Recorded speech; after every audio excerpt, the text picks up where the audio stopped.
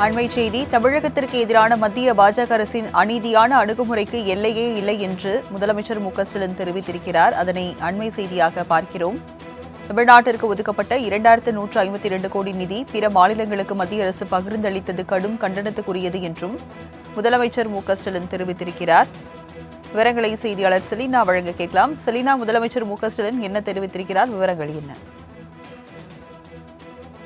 தமிழகத்திற்கு எதிராக மத்திய பாஜக அரசின் அநீதிக்கு அணுகுமுறையே எல்லைக்கு இல்லை என்றும் இந்தி திணிப்பு மற்றும் மும்மொழி கொள்கையை நிரந்தரமாக்குவதற்காக அவர்கள் வெளிப்படையாக மிரட்டல் விடுத்து தமிழக மாணவர்களுக்கு 2512 கோடி பிறப்பித்து இப்போது பிற மாநிலங்களுக்கு வழங்கியுள்ளதாகவும் இந்த வற்புறுத்தலுக்கு சற்றும் குறைவில் இல்லாமல் குறிப்பாக இந்த கல்விக் கொள்கையை எதிர்த்து தொடர்ச்சியாக குரல் கொடுத்து வருவதாகவும் எங்கள் மாணவர்களின் உரிமைக்காக நின்றதற்காக தண்டிக்கப்பட்டிருக்கிறது என்றும் முதலமைச்சர் குறிப்பிட்டிருக்கிறார்.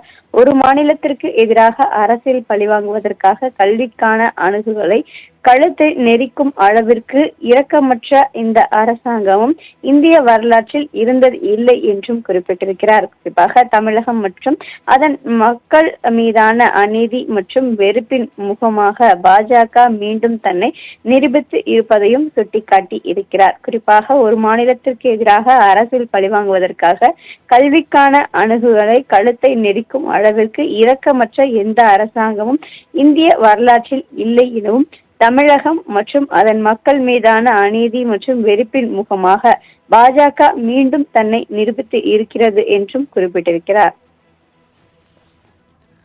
விவரங்களை வழங்கியதற்கு நன்றி செலினா.